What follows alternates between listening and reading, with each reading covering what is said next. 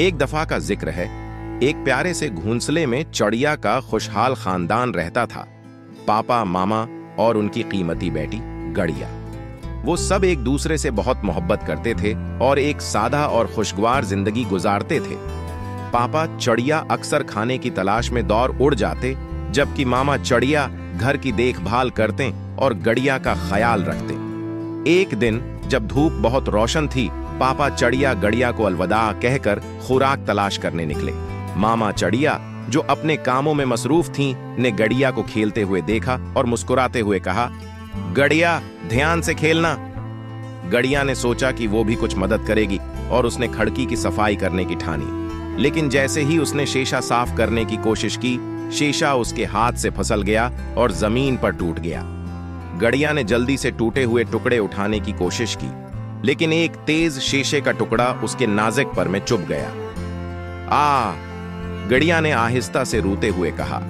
वो नहीं चाहती थी कि उसकी मां परेशान हो, इसलिए उसने जख्म को छुपा लिया और अपने दिन के कामों में मशगूल रही। जैसे जैसे दिन गुजरता गया, गड़िया का दर्द बढ़ता गया, लेकिन उसने कुछ नहीं कहा। जब मामा चिड़िया पानी लेने से वापस आए तो इन्हें कुछ अजीब सा महसूस हुआ। गड़िया, क्या तुम ठीक हो? तुम थक्की थक्की लग रही हो। मैं ठीक हूं मामा, गड़िया ने झूठ बोलते हुए कहा और मुस्कुराने की कोशिश की। उस रात जब पापा चिड़िया वापस आए और गड़िया के लिए एक मीठा फल लाए, तो उन्होंने देखा कि गड़िया सो चुकी है। उन्होंने प्यार से उसके सर पर बूसा दिया, लेकिन कुछ अजीब महसूस हुआ। अगली सुबह गड़िया को तेज बुखार हो गया। मामा चिड़िया फौरन समझ गईं कि कुछ बहुत गलत है। गड़िया, तुम्हारे पर में जख्म है। पापा चिड़िया ने जब जख्म देखा तो हैरान रह गए। तुमने हमें क्यों नहीं बताया? मैं नहीं चाहती थी कि आप परेशान हों, गड़िया ने आंसुओं से भरी आंखों के साथ कहा। पापा चिड़िया फौरन गड़िया को लेकर बुलबुल डॉक्टर के पास पहुंचे। बुलबुल ने जख्म का मुआयना किया और कहा, शीशे का टुकड़ा अभी तक उसके पर के अंदर है। अगर उसे नहीं निकाला गया तो जख्म ठीक नहीं होगा। मामा और पापा चिड़िया ये सुनकर चौंक गए।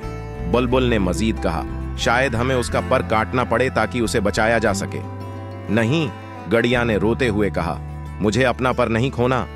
पापा चिड़िया अपनी बेटी का दर्द देखकर बेहद परेशान हो गए। मामा चिड़िया, जो अपनी बेटी को बचाने के लिए हर मुमकिन कोशिश करने को तैयार थीं, अचानक एक पुराने हकीम वेद जी का ख्याल आया, जो दूर के जंगल में रहते थे। हमें वैद्य जी के पास जाना होगा, वो बगैर पर काटे उसे ठीक कर सकते हैं। लेकिन वहां पहुंचने के लिए उन्हें मदद की जरूरत थी। मामा चिड़िया ने अपने दोस्त कालो कौवे से मदद मांगी, जो अपनी आंटों में उन्हें दूर जंगल तक ले जाने के लिए तैयार हो गया। कालो और मामा चिड़िया की दोस्त गोरी की मदद से वो जल्दी से वैद्य जी तक पहुंचे। वैद्य जी ने एक खास जड़ी बूटी दी और कहा, उसे जख्म पर लगाओ, शीशे का टुकड़ा खुद बाहर निकल आएगा। मामा चिड़िया ने फौरन घर वापस आकर जड़ी बूटी को पैसा और एहतियात से गड़िया के पर लगाया। अगली सुबह सबकी खुशी के लिए शीशे का टुकड़ा बाहर निकल चुका था और गड़िया का पर तेजी से ठीक हो रहा था। पापा चिड़िया ने अपनी बेटी को गले लगाया, आंखों में खुशी के आंसू थे। तुम बहुत बहादुर हो गड़िया, उन्होंने कहा। पूरे खानदान ने गोरी और कालो के साथ गड़िया की सेहतियाबी का जश्न मनाया। उन्होंने ये सीखा कि मोहब्बत, हिम्मत और दोस्तों की मदद से कोई भी मसला हल किया जा सकता है। और उसके बाद नन्हा सा खानदान हंसी खुशी रहने लगा और गड़िया एक बार फिर ऊंची परवाज करने लगी, पहले से भी ज्यादा मजबूत और प्यारी। ये कहानी आपके दिए गए ख्यालात से मुतासिर होकर लिखी गई है। इस कहानी में मोहब्बत, बहादुरी और दोस्ती के अनासिर हैं, जो बच्चों के लिए एक बेहतरीन और दिल छूने वाला पैगाम रखते हैं।